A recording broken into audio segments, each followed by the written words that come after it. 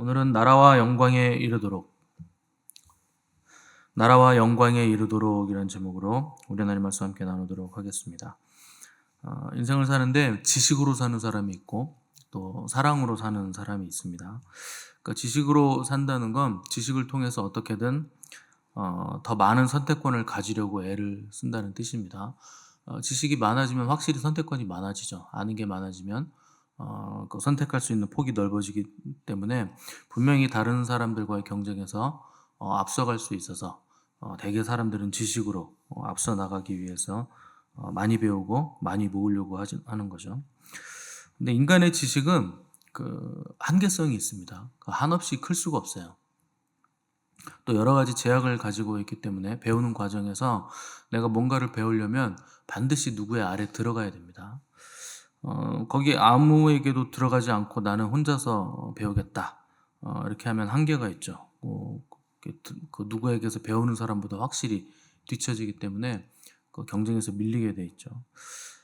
또 많이 배운다고 해도 또 나이가 들어가면 새로운 세대에게 또 따라잡히게 돼 있고 또 새로운 그 변화에 적응하지 못하는 나이가 되기 때문에 지식이라는 건 결국 한계성을 가지게 돼 있습니다. 아무리 많이 배우고 똑똑해도 시간이 가면 결국 나보다 뛰어난 사람을 만나게 돼 있죠.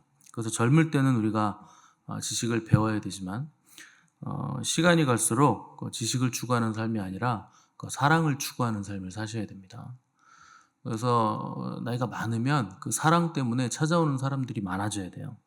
그 사랑은 지식을 초월해서 역사하기 때문에 그래서 성경도 지식에 넘치는 그리스도의 사랑을 알아야 된다. 우리에게 이렇게 권면하죠. 그래서 그리스도의 사랑을 알고 하나님의 사랑을 알아야 된다는 겁니다. 그리스도의 사랑을 알고 그 사랑을 개발하면 그만큼 생각이 그리스도화되고 그리스도화된다는 건 말씀화된다는 겁니다. 그래서 양심이 말씀화되고 생각이 말씀화되고 행동도 말씀화되면 그만큼 충만해지는 거예요. 그럼 충만해지면 충만해지는 만큼 훨씬 더 많은 선택지가 생깁니다. 그러니까 지식보다 훨씬 더 많은 폭이 넓고 깊고 높고 넓은 선택지를 사랑이 우리에게 준다는 거죠. 하나님이 우리에게 주신 그 사랑의 결정체가 하나님의 아들 예수 그리스도시죠. 그래서 우리가 알아야 될 건 예수 그리스도, 그분을 알아야 되는 겁니다. 그래서 인간의 가장 그 중요한 사명은 우리에게 오신 하나님의 사랑 예수 그리스도를 만나는 거예요. 여러분들이 이 땅에서 가장 먼저 해야 될 사명은 뭐냐? 그리스도를 만나는 겁니다. 거기서부터 출발해야 되고 그래야 그때부터 우리가 한 걸음 디뎌 나갈 수가 있게 되는 거죠.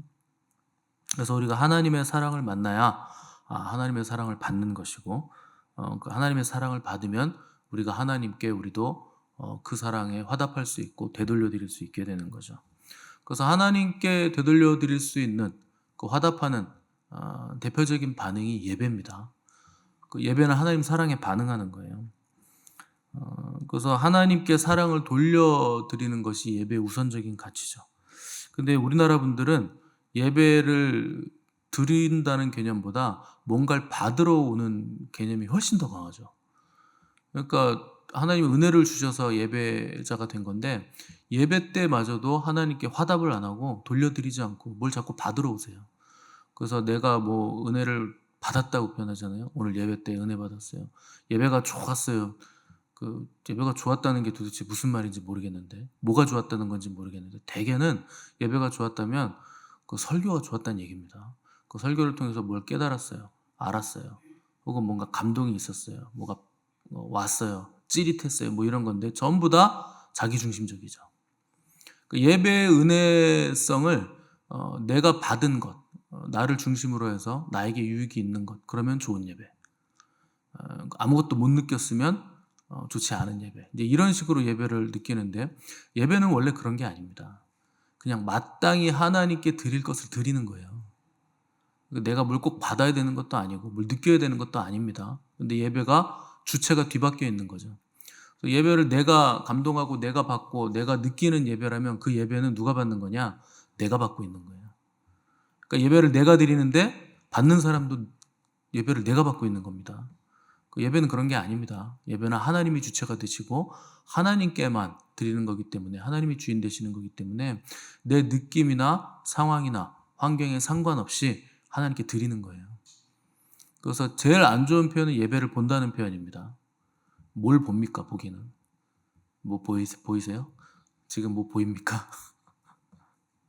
예배를 본다는 건 구경한다는 뜻이에요. 내가 관람을 한다는 뜻이고 심사위원이 돼가지고 평가한다는 뜻이죠. 오늘 찬양단은 10점 만점에 8점, 오늘 목사님 설교는 10점 만점에 3점, 오늘 대표 기도는 10점 만점에 7점 정도, 이렇게 점수를 매깁니다. 그 예배의 주인공이 자기죠. 예배 주체도 자기가 된 거죠. 그래서 예배는 전적으로 하나님께 드려지는 거예요. 그래서 예배를 통해 존귀하신 하나님을 극진히 높일 때 예배자도 존귀해지죠. 예배를 통해 거룩하신 하나님을 극진히 경배하고 찬양할 때 예배자도 거룩해지는 거죠. 그러니까 모든 사람은 자기가 귀해지기 원하고 같이 있어지기를 원하는데, 그래서 뭐 좋은 대학 나오고 많이 배우고 많이 모으는 거잖아요. 근데 그렇게 한다고 존귀해지는 거 아닙니다. 조금 뭐 인기 있어지고 뭐 높아지고 유명해질 수 있을지 몰라도 금방 사라져요. 진정한 존귀함과 진정한 가치는 영원해야 됩니다. 사라지면 안 돼요. 진정한 존귀함은 영원성을 가지고 있는 거예요. 그래서 하나님을 예배하는 자는 반드시 예배하는 그 대상을 닮아가게 되어 있어요. 여러분들이 하나님을 예배하지 않잖아요. 그러면은 아무것도 예배하지 않는 게 아니고 무언가 다른 것을 예배하게 되어 있습니다.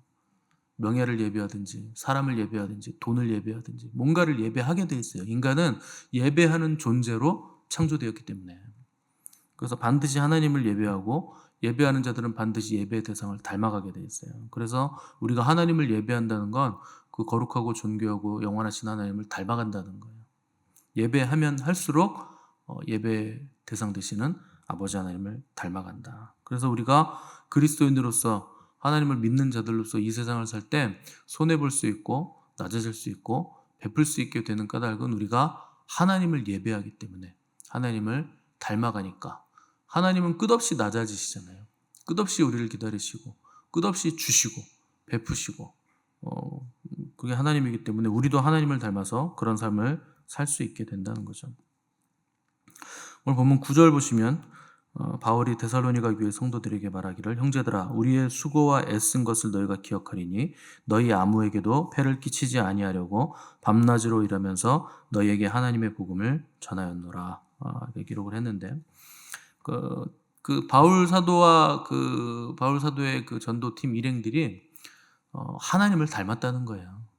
주고 베풀고 복음을 줬는데 복음뿐만 아니라 그들을 위해서 일을 하면서 땀을 흘리면서 밤낮으로 그들을 위해서 일을 하면서 그 복음을 줬다는 겁니다.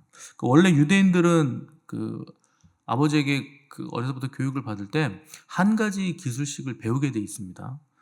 그래서 바울은 그 굉장한 뛰어난 학자이면서도 기술을 가지고 있었는데, 그게 그 텐트 메이커로서 천막을 만드는 기술을 가지고 있었죠. 그래서 사도행전 18장 3절 보시면 데살로니가에서 텐트를 만들면서 자비량으로 선교를 하는 장면이 나오는데, 그 데살로니가 교회 성도들이 그 우상을 숭배하던 지역의 사람들이었기 때문에 복음을 받아들이고 나서부터는 사회적으로 이제 약자의 자리에 서게 됐기 때문에 그들을 위해서 바울이 땀을 흘렸다는 거예요. 그들에게 폐를 끼치지 않기 위해서 세심하게 배려를 해준 거죠.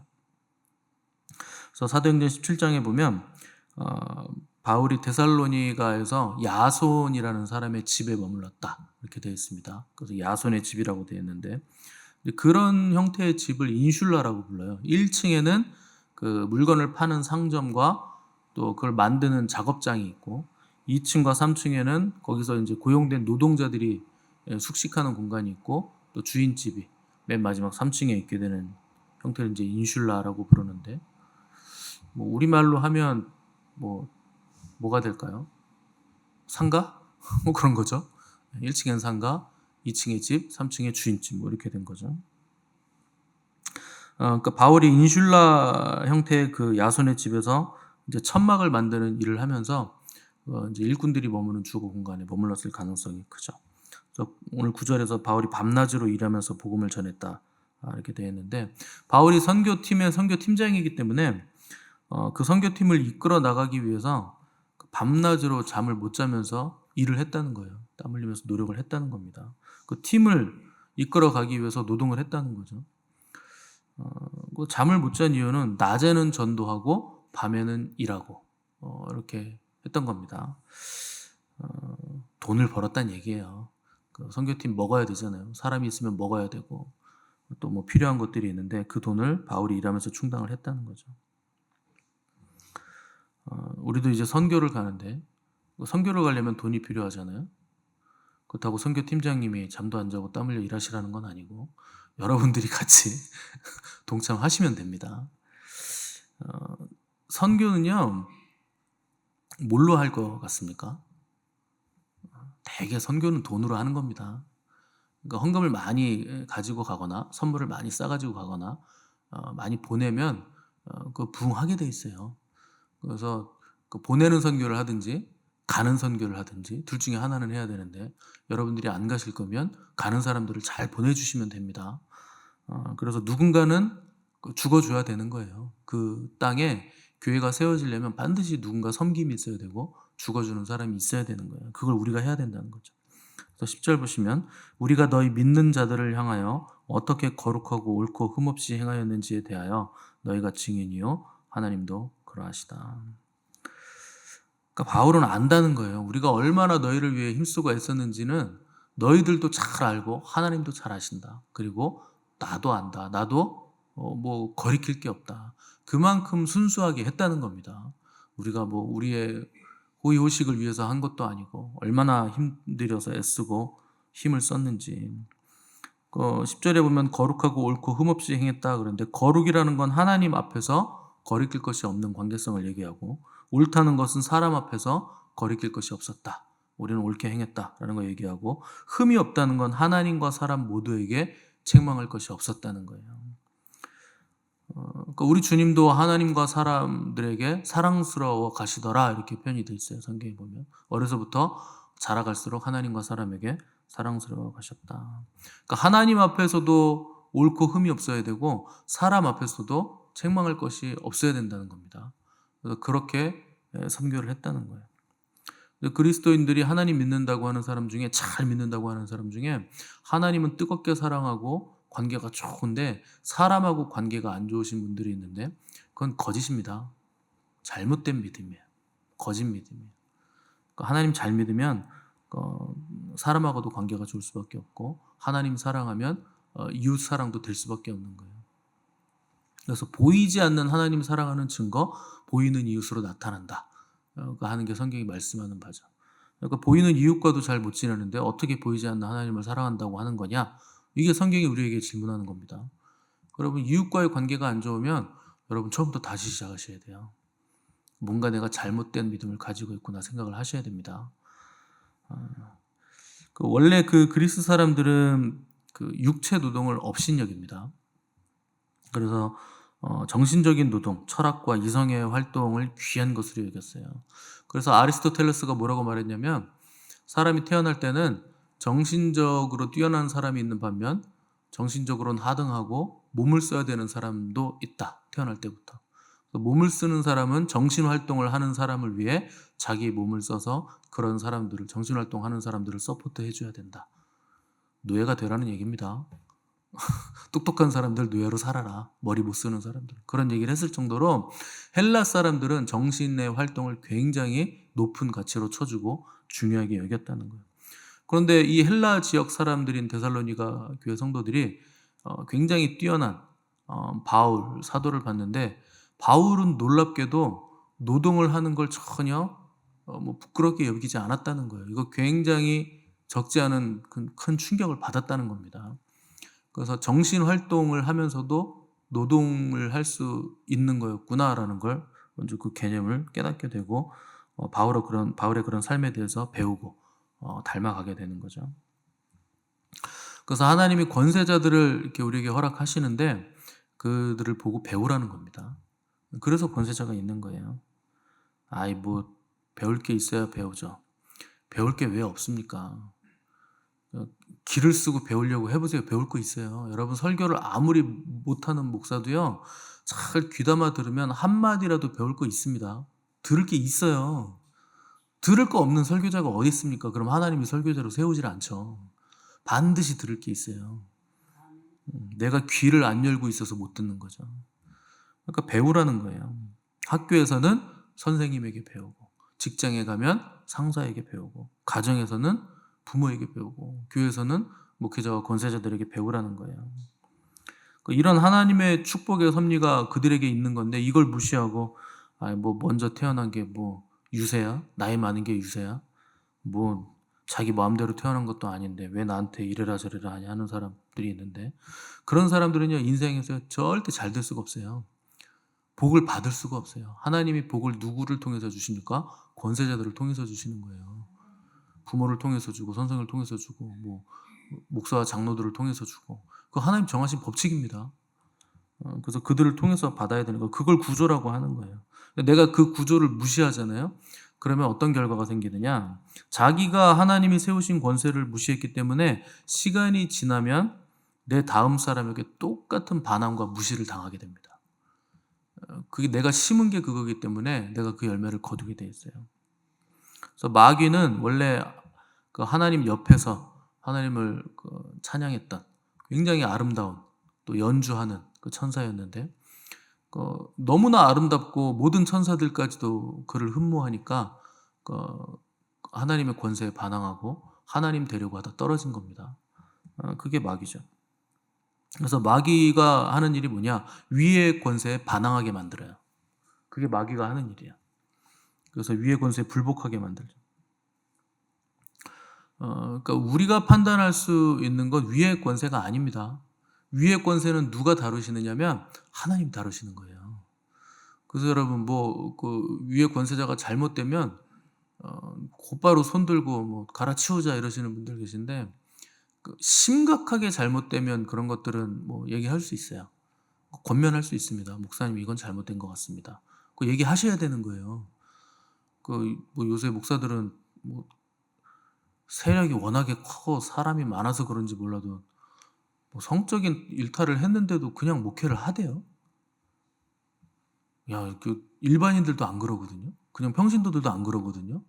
어떻게 그렇게 할 수 있는지 저는 참 불가사의하고 그걸 봐주는 성도들이 이해가 안 됩니다. 그거 봐주시면 안 돼요, 여러분. 그래야 그 목사도 천국 가요.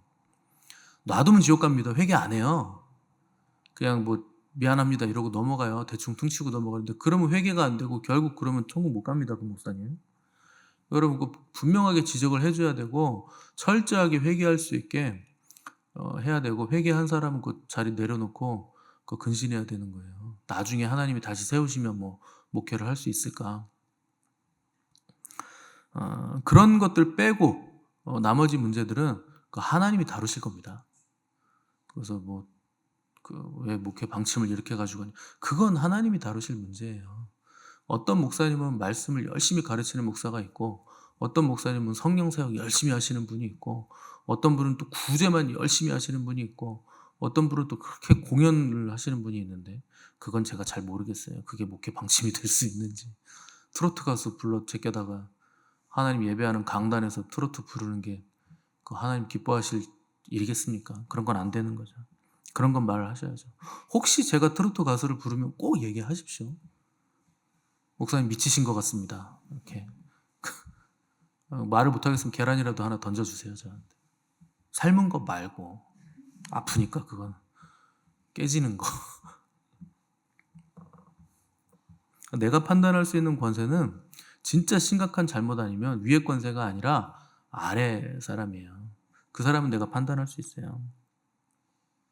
그래서 위의 권세를 거슬러 올라가 보면 가장 위에 누가 있느냐? 거기 하나님이 계세요. 그러니까 위의 권세를 무시한다는 건 그 권세를 세우신 하나님 무시하는 겁니다. 그래서 복을 못 받아요. 그래서 치받고 반항하는 사람들 보면요, 인생이요, 그 복 받을 인생이 될 수가 없어요. 그 복 받은 사람을 못 봤어요. 그 하나님으로부터 오는 모든 복을 다 막아섰기 때문에 자기가 잘 될 수가 없는 거죠.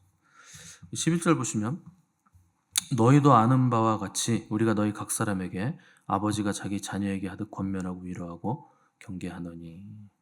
그러니까 바울이 그 성도들에게 아비의 마음을 품었다는 거예요. 그래서 아버지가 자녀에게 하듯 권면하고 위로하고 경계했다. 7절 보시면 유모가 자녀를 기르는 것 같은 마음으로 사랑했다라고 표현을 했습니다. 그러니까 어머니의 마음과 아버지의 마음, 두 마음, 부모의 마음을 전부 다 가지고 있었다는 거예요. 이게 권세자의 마음이죠. 그러니까 권세자는 하나님의 말씀을 전하는 형체화된 하나님의 대리 권세자예요. 여러분, 제가 진짜 별 볼 일 없어도요, 뭐 별거 없지만 하나님이 세우셨기 때문에 권세자가 되는 겁니다. 그냥 그렇게 인정하시면 돼요. 그래서 여러분들이 하실 일은 권세자를 뭐 받들어 모시라는 게 아니에요. 저한테 받을 수 있는 복이란 복은 전부 다 빼먹으셔야 되는 거예요. 왜 그걸 못합니까? 다 받아 먹어야지. 다 빼먹으세요. 저는 그래서 스승님들 만나면 배울 수 있는 모든 건 다 배우고 다 빼먹습니다. 그리고 다 먹었다 싶으면 가차없이 졸업. 배울 땐 그렇게 해야 되는 거예요. 여러분, 권세자는 복의 통로이기 때문에 여러분들이 받을 수 있는 복은 다 받으셔야 돼요. 그를 통해서 다 받을 수 있어요. 다 받으셔야 되는 거예요. 그런데 지혜로우셔야 돼요. 뱀같이 지혜로우셔야 돼요. 불순종하는 사람, 반항하는 사람, 게으른 사람, 뭐 자기 세계에 빠져서 분주한 사람은 절대 권세자의 복을 못 받아요. 조금 뭐가 된다고 해도 금방 다 사라집니다. 형체도 없이 사라져요. 그래서 어떤 사람이 하나님이 세우신 권세자고 그가 하나님의 뜻을 이루기 위해서 분투하는 사람이라면 여러분, 그 사람 도와주셔야 돼요. 그러면 그가 받을 복을 나도 받습니다. 이게요, 선지자의 이름으로 선지자를 대접하는 사람은 선지자의 복을 받는 거예요. 의인의 이름으로 의인을 영접하면 의인의 상을 받느니라. 똑같은 상이 있다는 거예요. 얼마나 좋습니까? 날로 먹는 건데. 좋잖아요. 저는 제가 복을 받을 거 압니다. 왜냐면 저는 뻘짓을 안 한다는 걸 제가 알아요. 그 누가 제일 잘합니까? 하나님 앞에 제가 거리낄 거 없다는 거 제가 제일 잘 알죠. 누가 잘 알아요? 그럼 제가 스스로 하나님 사랑하고 하나님 뜻 열심히 준행하기 위해서 산다는 거 제가 제일 잘 알아요. 그래서 뻔뻔한 거예요, 제가. 잘못하는 게 물론 하나님 앞에서는 잘못하는 게 있겠죠. 근데 여러분들 앞에서는 제가 잘못하는 게 별로 없습니다. 성격이 개떡 같아가지고 못하는 거 그런 건 있을 수 있어도 성품이나 성격적인 결함은 제가 고쳐나갈 부분이지만 크게 잘못하는 게 없어요. 하나님이 하라고 한 거 그거 열심히 할 뿐이에요. 저는 그냥 그거 하는 거예요. 여러분들이 저를 지지하고 여러분 제가 같이 일하면 제가 받을 복과 상 여러분도 같이 받는 거예요. 얼마나 좋습니까? 그래서 12절에서 바울은 자기가 그렇게 사는 이유에 대해서 이는 너희를 부르사 자기 나라와 영광에 이르게 하시는 하나님께 합당히 행하게 하려 함이라. 4절에서도 하나님을 기쁘시게 하기 위함이라고 그랬고 6절에서도 사람의 영광을 구하지 않기 때문이라고 했고 오늘 12절에서는 너희가 하나님께 합당히 행하게 하려고 내가 이렇게 전심전력을 다하고 있다 이렇게 전달했다는 거예요. 데살로니가 후서에서도 바울이 너희로 하여금 하나님의 나라에 합당한 자로 여김을 받게 하기 위해서 이렇게 한다. 이렇게 목적을 밝히고 있는 겁니다. 결국 바울이 목회를 하고 있는 거, 복음을 전하고 있는 거 전부 뭘 위해서입니까? 하나님과 하나님의 나라, 그리고 거기에 성도들이 합당해지도록 열심히 복음을 전한다는 거죠. 모든 사역자들의 목적은 여기에 있습니다. 하나님의 나라와 그분의 뜻, 그것을 준행하고 또 성도들이 하나님의 나라와 그분의 뜻에 잘 합당하도록, 잘 준비되도록 준비시키고 구비시키는 것, 거기에 목적이 있는 거예요. 그래서 똑같이 살아도 똑같은 시간을 살아도 결과가 다 달라요. 왜 다르냐? 목적이 어디에 있느냐에 따라서 결과가 다른 거예요. 저는 여러분들이 하나님의 뜻에 합당하도록 준비시키기 위해서 열심히 뛰는 거고 또 저 자신은 하나님께서 하라고 하신 그 일을 하기 위해서 열심히 땀 흘리고 달려가는 거예요. 별거 없어요. 하나님이 하라고 하시면 그거 하면 돼요. 하지 말라고 하면 안 하면 됩니다. 심플한 거예요. 여러분, 인생도요, 잘 사는 인생은 굉장히 심플해요. 해야 될 거를 하고 하지 말아야 될 걸 하지 않고 그리고 항상 keep going 하면 돼요. 계속 루틴에 따라서 그걸 하면 돼요. 하지 말아야 될 거 하지 않고 해야 될 거 하고 시간에 따라서 그걸 지키고 요거 세 가지만 딱 지키잖아요. 그 인생은 복을 받습니다. 잘 되게 돼 있어요. 근데 해야 될 거를 안 하고 하지 말아야 될 거를 하고 꾸준히 루틴을 지켜야 되는데 기분과 감정에 따라서 들쑥날쑥하고 그 인생은 잘 될 수가 없어요. 그거 상식적인 거잖아요. 그래서 하나님의 말씀도 율법도 잘 보면 해야 될 거 해라. 하지 말아야 될 거 하지 마라. 그리고 하나님 앞에서 한결같아라. 너는 내 앞에 완전하라가 그 얘기예요. 한결같아라. 요거 세 가지밖에 남는 게 없습니다. 그러면 그 복을 받아요. 그래서 영적인 것은 영적인 것으로 분별하기 때문에 내가 어떤 영으로 움직이느냐에 따라서 결과값이 천차만별로 달라집니다. 여러분 세상이 아무리 화려해도 그 결과가 좋은 것 같다 그래도 잠깐이에요. 보이는 건 잠깐입니다. 보이지 않는 것만 영원한 거예요. 그래서 보이지 않는 걸 여러분 따라가셔야지 자꾸 보이는 거 그거 미끼라 그랬잖아요. 미끼 따라가면 매운탕 그릇에 누워 계신다니까요. 나중에 보글보글 끓여가지고 맛있게 익어져요. 그 보글보글 끓는 대로 간다는 거예요. 마지막에 우리의 목적은 세상이 아닙니다. 하나님의 나라와 하나님의 뜻, 그분의 의, 그리고 그거에 합당한 백성들로 구비되고 준비되는 것. 여러분 그것을 위해서 전심전력 하시기 바랍니다. 그 외 모든 것들은 다 강도고 도둑이고 절도예요. 그래서 오직 성령의 인도하심을 받아서 하나님의 생명 안으로 삼키운 바 되셔서 하나님 나라와 그분의 의를 이루기에 잘 준비되는 복된 교회, 복된 성도들 되시기를 간절히 바랍니다.